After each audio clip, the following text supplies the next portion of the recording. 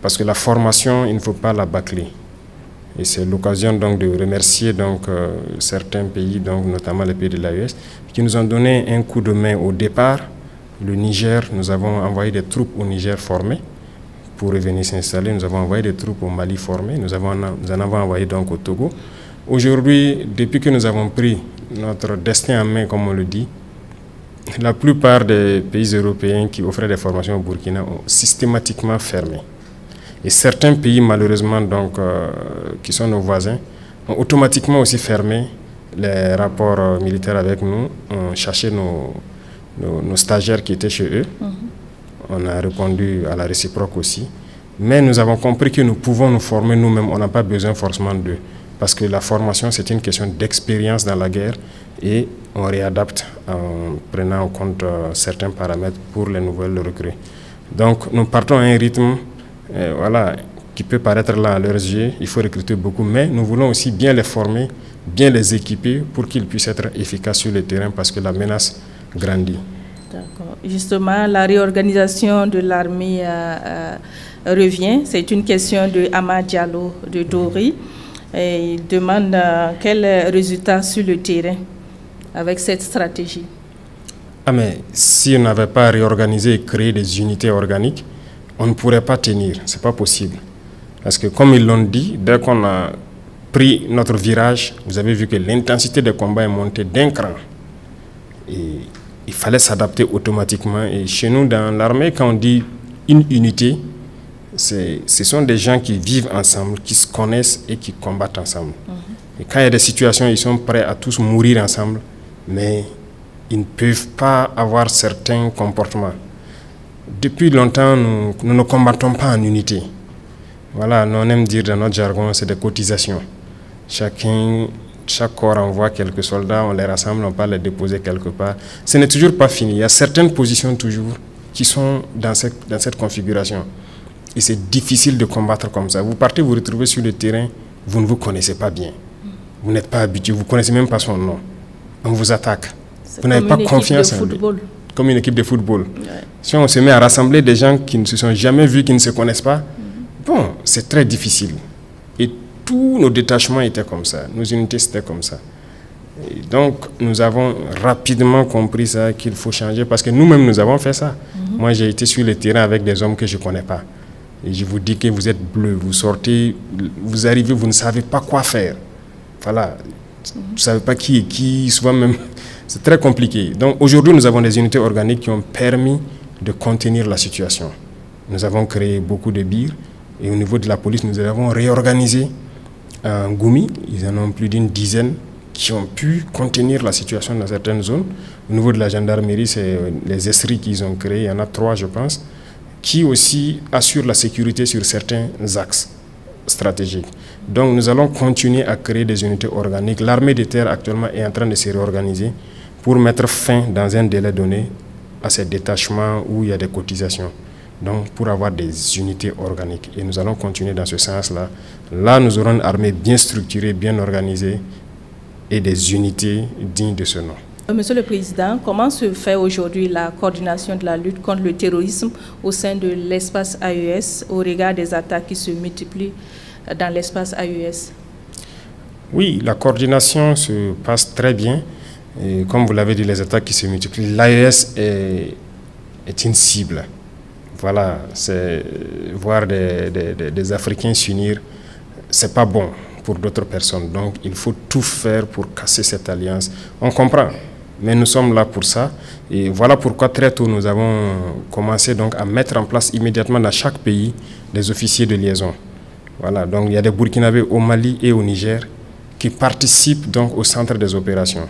Il y a des Maliens, des Nigériens au Burkina, ainsi de suite. Donc dans chaque pays, il y a des équipes d'officiers qui ont été dépêchés pour faire office de liaison, pour coordonner au niveau des centres des opérations tout ce qui se fait en interarmes. Je vous ai parlé tantôt de la formation.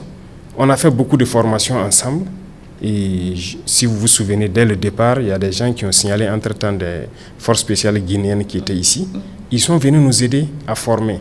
Et dans l'AES, on a eu beaucoup de formations ensemble. Vous avez dû voir des rumeurs qui ont circulé des forces burkinabées à l'aéroport de Niamey, ainsi de suite. On a fait de l'entraînement ensemble, mais on fait aussi du combat ensemble. Chaque semaine que Dieu fait, vous allez trouver des unités burkinabées et nigériennes ensemble en train de manœuvrer. Donc la coordination, on peut dire actuellement, est plus que parfaite, que ce soit dans les moyens terrestres ou donc au niveau des vecteurs aériens. Nous arrivons à très bien coordonner, à nous appuyer mutuellement tant qu'on peut. Donc actuellement, c'est la force sahélienne qui est en gestation, ce que vous appelez force conjointe. Donc il y aura l'état-major unique qui sera donc mis en place avec une très grande force pour pouvoir agir dans tout l'espace. Et c'est quelque chose qui peut prendre peut-être quelques mois, mais nous sommes là-dessus. Et Idrissa Sawadgo appelle de Ouagadougou et demande pourquoi l'ancien président Damiba n'est toujours pas extradé au Burkina. Merci. D'accord, donc sur cette question, je pense qu'il y a eu depuis un temps donné ces implications avérées dans ces projets de déstabilisation et tout. Mais le dernier projet où quand même c'était en lien avec des terroristes, nous avons donc repris les discussions avec les autorités togolaises. Aujourd'hui même peut-être qu'on devrait se voir, mais avec voilà, l'échange que je devais avoir avec mon peuple, j'ai décidé de surseoir à cette réunion. Nous sommes là-dessus parce que, en toute honnêteté, nous n'avons pas voulu, aux premières heures, nous comporter de manière désagréable avec un ancien président. Quoi qu'on dise, c'est un ancien président. Donc j'avais des autorités togolaises, il peut rester là-bas, nous n'avons aucun problème. Et nous communiquons très bien de tout ce qui se passe avec les autorités togolaises. Et vraiment, il n'y a pas de souci sur ce volet. Dès qu'il y avait certaines visites, ils nous disaient s'ils veulent mener certaines actions, ils nous avertissaient en fait. Et actuellement, je pense qu'eux aussi doivent être choqués et surpris de découvrir ce qu'il y a. Nous nous sommes parlé déjà au téléphone, mais on ne peut pas parler au téléphone de sujets assez sensibles. Nous devons nous voir physiquement pour parler d'un certain nombre de sujets et une fois qu'on le fera, donc, vous serez donc situé sur cette question. Donc vous rassurez l'opinion publique et très prochainement il sera extradé au Burkina? Je ne rassure pas, j'espère. D'accord. Voilà. Si je dis je rassure, j'aurais peut-être menti si ce n'est pas fait. Je préfère vous dire que j'espère. D'accord. On va répondre à la question de M. Pak Belgage qui souhaite qu'on relève l'âge de recrutement des FDS pour permettre à beaucoup de personnes de participer à la lutte contre le terrorisme. Je pense qu'on a déjà relevé. Hein. Si on doit relever trop, ils n'auront pas trop de temps d'activité. L'année passée, quand nous sommes passés à Fada, à l'université, des étudiants ont exprimé justement ça. On venait de lancer le concours de la gendarmerie, je pense. Immédiatement, j'ai instruit de relever, de reprendre le communiqué et relever donc l'âge de 2 ans, je pense. Ça a été fait. Et actuellement, cette année, nous sommes allés jusqu'à 35 ans. Hein. 34 ou 35 ans pour les soldats. L'académie aussi, on avait lancé avec un âge un peu restreint, mais ils ont refait le communiqué et rehaussé le niveau. Voilà, l'âge encore. Donc, je pense que là où nous sommes, au niveau où nous sommes, c'est pas mal quand même. Si on rehausse trop, on va recruter des personnes qui ne seront pas forcément aptes physiquement à suivre le rythme de la formation. Ça peut quand même poser un problème de vieillissement dans l'armée dans quelques années. Donc, il faut qu'on calcule tout ça avant d'agir. Mais nous allons étudier. Monsieur Yambego Issa de Bobo Dioulasso dit ceci: la mobilisation des ressources pour l'effort de paix est insuffisante au regard des défis sécuritaires. Comment combler ce gap? Le défi sécuritaire est énorme. La mobilisation, on peut dire insuffisante, mais déjà ça permet de faire certaines choses. Il y a certains partenaires qui ont accepté de nous accompagner aussi, il faut le dire, dans l'acquisition d'équipements. Mais on verra, nous sommes sur certaines questions, mais nous espérons réunir un certain nombre d'arguments pour le porter au peuple, et ce sera au peuple de décider si on peut faire autre chose pour mobiliser ou pas.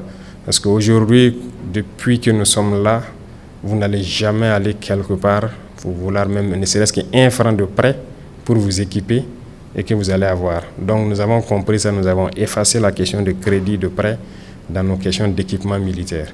Et donc c'est le peuple qui contribue et nous essayons de faire ce que nous pouvons faire avec. Mais d'ici là, nous attendons certains équipements.